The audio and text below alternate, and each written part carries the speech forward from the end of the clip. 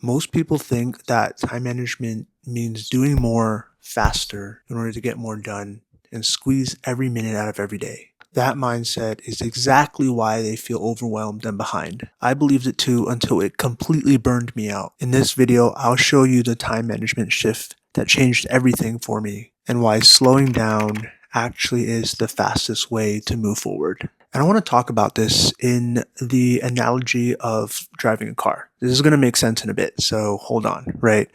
So, first off, if you don't have a clear goal, it's kind of like driving without a destination, right? You have a GPS, you have the tools to get there, but you don't have a certain destination. So, how are you supposed to know where you're going? How are you supposed to know which turn to take, right? You can't know what to do unless you know where you're going. And that's a problem with a lot of people that struggle with productivity, that struggle with time management, is that they're so unclear about what they're trying to achieve, right? If you're in school, are you clear about what chapter that you want to get done that day? Are you clear about the amount of study content that you need to get through, right? You need to be crystal clear about the things you want to accomplish before you set out and accomplish those things. And some ways you can do that is by journaling, right? I talked about this in a different video, but journaling is such an important part of this process of gaining clarity, being clear about where you're going in life, right? Before you start driving. And something that can help with this is jotting down just three top things that you want to get done that day. Don't do more, don't do less, right? Three is a good number because it's approachable, it's not overwhelming, and it breaks it down into very systematic specific steps that you can do, that anyone can do. And so what these three steps are that is that they must be specific, they must be measurable, they must be attainable, and they have to be realistic, right? Don't go off and set yourself off to try to finish 10 chapters of studying content, right? Spread that out. It's a lot more approachable when you're able to take it slow, when you're able to slow down and really address small things one piece at a time. And this actually really helps when you're feeling overwhelmed with trying to manage your time, right? Kind of like when you're driving, if you're driving for 6 hours, right? You're trying to go from, for me, oftentimes I drive from Southern California to Northern California, and that's a 6.5 hour drive, right? A big way to do that is to break it up, right? I don't drive the whole 6.5 hours all at once. I break it up into chunks of maybe 2 hours. That makes it more approachable. That makes it a lot easier for me mentally to stay focused in those 2 hours, take a little break, and then regain focus. Another idea is that rushing can actually screw you up, right? Sometimes when we're rushing through tasks, sometimes when we're trying to do things a lot quicker, I think this is the common misconception that people run into, that they think that just because they do a certain thing faster, that means they're managing their time better. But that's just not the case, right? When you think about the analogy of driving, when we drive faster, what happens? Well, we get into accidents, we get a ticket, we do the wrong things, we park in places that we're not supposed to park, right? And I think that analogy shows is very similar to the way we approach our life, our time, right? When we're so quick, so haste to jump into certain tasks, we do them haphazardly. We make mistakes, right? In my own career as a nurse, it's very important that we do things obviously safely.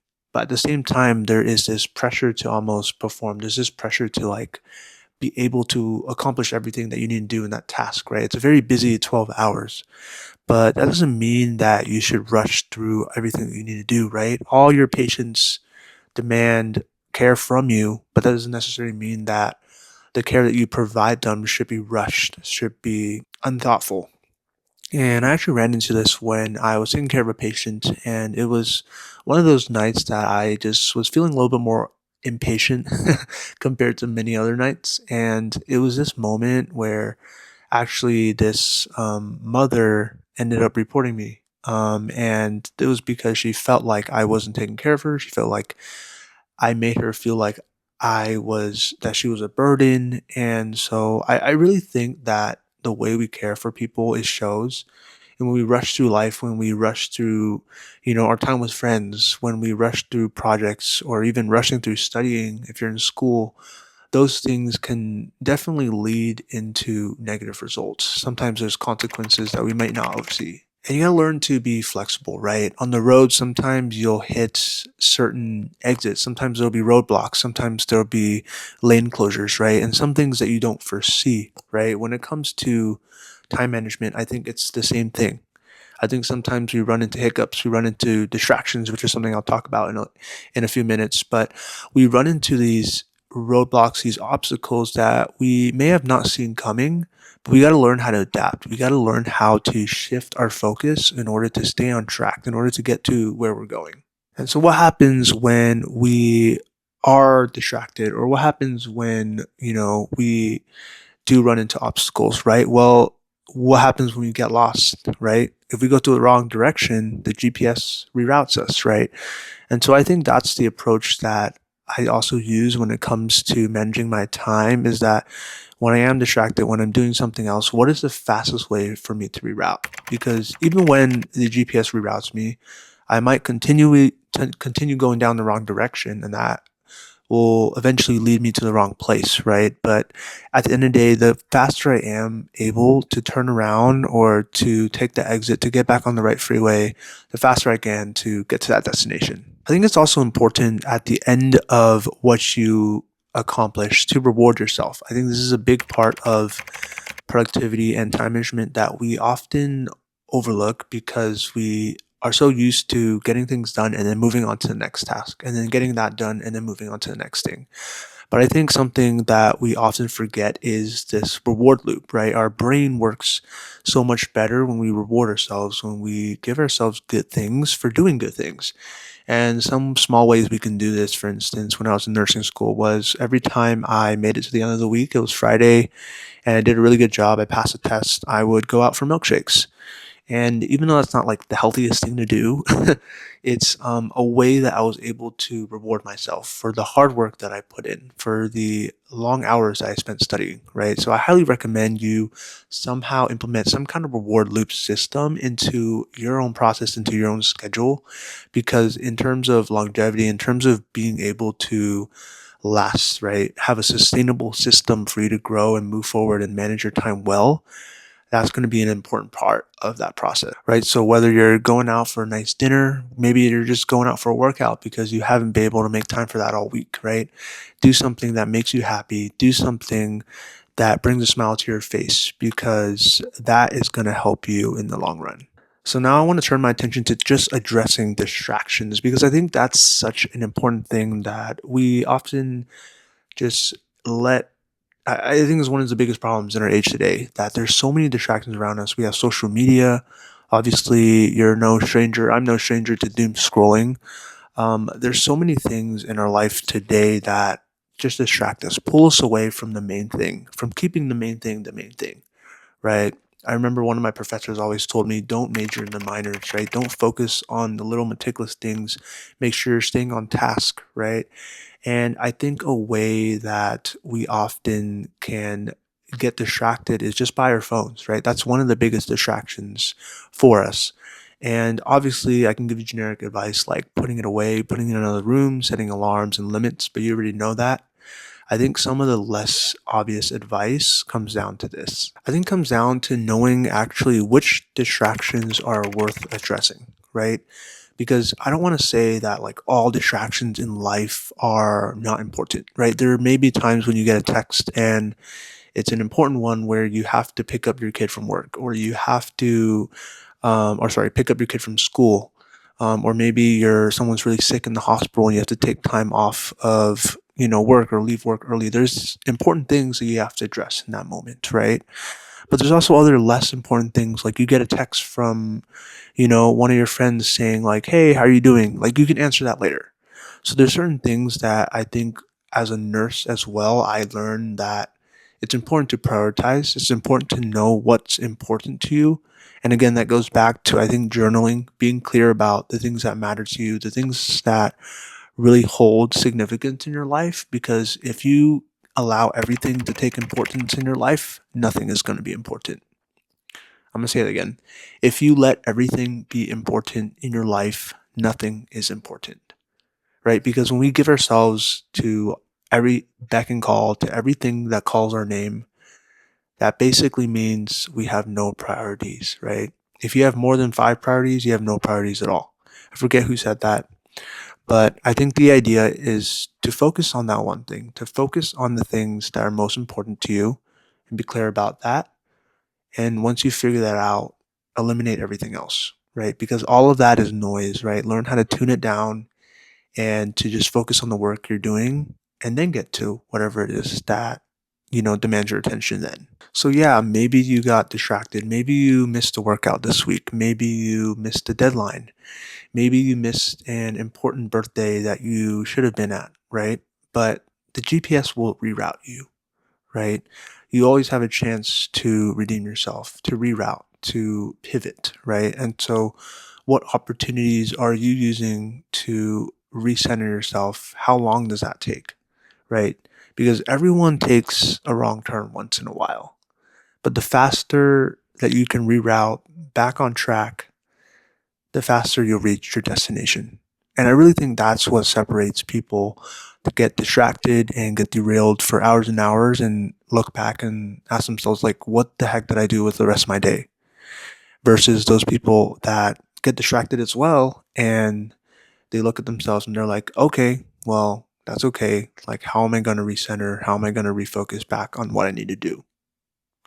At the end of the day, those people, right, are going to be the ones that accomplish more, that accomplish greater things, that get to where they want to be. I think it's also worth mentioning that there's points in life where you won't see any results. There's points in life where you're going to be dead stop in traffic or you're stopped in front of a red light. And that's okay. That's just God's way of showing us sometimes that it's okay to take a pause. It's okay to take a break, right? I'm currently in this season of life where I'm looking for a different career. As you guys know, I'm a nurse. I practice as an ICU, graveyard shifts. And part of it is that I feel like it definitely is weighing on my health and it definitely is um, there's this other part of me that really wants to grow and learn and seek an opportunity that's a little bit different. And so I've been looking into travel nursing positions, and I've actually been applying for the last 3 months, and I haven't heard anything back, right? And I think that that's just a sign sometimes that maybe it's just the wrong time to do that. Maybe it's just the wrong time to approach that certain specific scenario because I've tried my hardest. I've done everything I could. I've sent out all the applications, right, that I could have, and still I have no results. And so sometimes it's not dependent on you. Sometimes those results are just lagging behind because maybe you're just not ready for it. Maybe there's, just something else that you need to do beforehand. I'm truly a believer that everything happens for a reason. And I think in life, sometimes we hit these road bumps where it feels like everything's at a standstill. Everything just pauses for a second. And I think it's okay to acknowledge that at those moments in life, like, yes, it's difficult and yes, it's hard to wait because I myself am an impatient person. But at the end of the day, you know who's in control. I think the way that God guides our step isn't always obvious, it isn't always clear. But at the end of the day, the more you listen to that still small voice, the more we're able to know the direction that we're headed, the direction that we're supposed to be, even though we may be going to it a little slower than we like. So, yes, we're talking about slowing down today and we're talking about time management. I know it seems ironic, but I really do think that this message needs to be so clear to our generation today in a hustle culture, in a place, in a world where everyone's telling you to go, go, go, and there's always the next thing.